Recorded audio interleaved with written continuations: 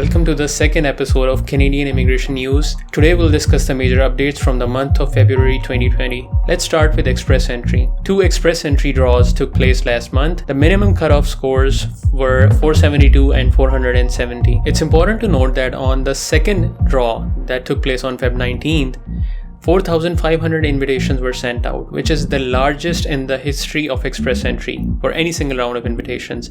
Yet the score did not come down from 470. One of the contributing factors for this high score is the number of international students that are currently present in Canada. And as they graduate, a lot of them get Canadian work experience after applying for a postgraduate work permit. Once they add that experience in their Express Entry profile, their score goes up significantly.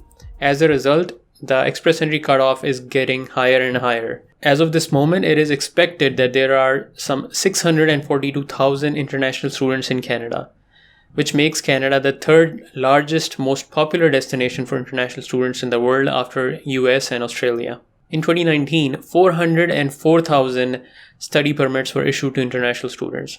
So as these students graduate, we'll see more and more people gaining Canadian work experience, because as per a recent survey, a significant portion of international students showed their interest in gaining Canadian work experience and applying for PR. So the Express Entry cutoff will probably go higher in the future. Speaking of students, there's some good news for Nigerian citizens and legal residents of Nigeria. The Government of Canada is about to introduce a pilot program, which is known as the Nigeria Student Express. This program is similar to Student Direct Stream, but is only for the citizens of Nigeria and legal residents. Through this program, Nigerians can benefit from a very quick processing of their study permits in 20 days instead of 8 weeks. There are some requirements to be eligible to apply for this program. First of all, you must have an offer of admission from a Canadian post-secondary institute for either a bachelor's, master's, PhD, or a postgraduate diploma. You must also show proof of funds, which should be equivalent to 30,000 Canadian dollars. You should have those funds in your bank account for a period of at least 6 months. In order to give proof of these funds, you will not use your regular bank statement. There is something called My Bank Statement. A lot of banks in Nigeria have this facility. They will give you a ticket number of My Bank Statement, and it's not My Bank Statement, it is called My Bank Statement. That's the registered trademark that they're using. And you'll have to provide proof of your funds through this My Bank Statement initiative. You'll also have to go through a medical exam. You need to score at least 6 in each part of IELTS academic. Once you submit your application, you'll be asked to go for your biometrics. Most of the applications will be processed within 20 days. IRCC's website hasn't yet been updated with this initiative, but the visa office in Nigeria does have more information. They did respond on Twitter when someone asked them details about this program. So stay tuned and more information will be available soon. There's also a video on Nigeria Student Express that you can check out by clicking on the link above or in the description. Now let's talk about provincial nominations, starting with Ontario. On Feb the 13th, Ontario had a Human Capital Priority Stream draw where 486 invites were sent out. Those who had an Express Entry profile and their scores were between 467 and they had one of these occupations, they are the lucky ones who got a nomination from Ontario.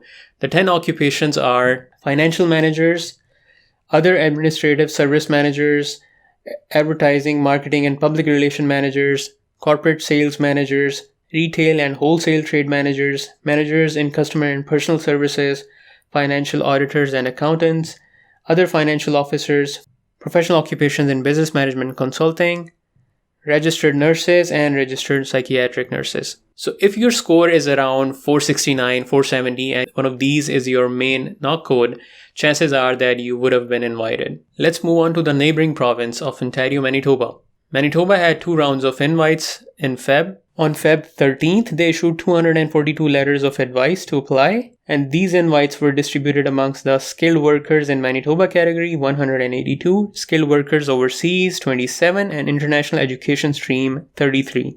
Similarly, on Feb 27th, they sent out 217 letters of advice. Skilled workers in Manitoba 161, skilled workers overseas 24, international education stream 32. So even for Manitoba PNP, there were some international applicants who were nominated for provincial nomination, but that percentage is very small compared to those workers who were already in Manitoba or who had studied from within Canada. Let's keep going west to Saskatchewan. Saskatchewan had 2 rounds of invites in the month of Feb. The first one was on Feb 13th, where they sent out 646 invites, where a minimum score of 70 was required. The second out of invites was on Feb 27th, where they sent out 576 invites with a minimum score of 67. I'll put some more information about which occupations are getting invited for Saskatchewan. What do you need to do to score 69 or 70 points in order to be invited from Saskatchewan? I'll put a link in the description. Prince Edward Island, they also had a round of invites where they invited 153 candidates, express entry, labor market impact, and business impact categories. Again, to be nominated by Prince Edward Island, you need to submit a separate expression of interest. Just creating an express entry profile will not be enough. Now let's talk about the entrepreneur immigration categories. If you're not scoring enough points through skilled immigration and you're someone who has business ownership experience or experience as a senior manager, entrepreneur immigration could be a great opportunity for you to immigrate to Canada.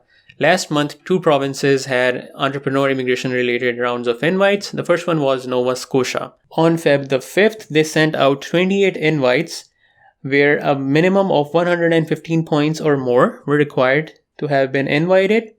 And for their international graduate entrepreneur stream, at least 67 points were required. Now, these points are different from express entry. I'm not talking about express entry. For entrepreneur immigration, you have to submit separate expression of interest. It works slightly differently from express entry. Ontario also had a round of invites for entrepreneur immigration candidates. On February the 26th, they sent out 20 invites. A minimum score of 136 was required to have received an invite. More good news for Canadian employers. Now you can submit your LMIA applications online. There's a pilot program where you can use the login that you use for your job bank and submit your application online instead of having to go through the paper-based application, which is expected to not only make things easier, but it should also improve the processing times. Rural and Northern Immigration Pilot. Currently, 5 communities have started accepting applications for this pilot program. Most critical step in order to apply for immigration through this pilot program is to have a job offer from one of the participating communities. The communities that are currently open and accepting applications are Brandon, Manitoba, Altona, Manitoba, Sault Marie, Ontario, Vernon, British Columbia, and Claresholm, Alberta. As soon as more information comes out, I will definitely share it with you. So that's all for the Feb edition. For more information on Canadian immigration, life in Canada, all the latest programs and news, subscribe to the channel. You can also click on the bell icon to get notifications as soon as I upload a video. Thank you very much for watching. Till next time, take care.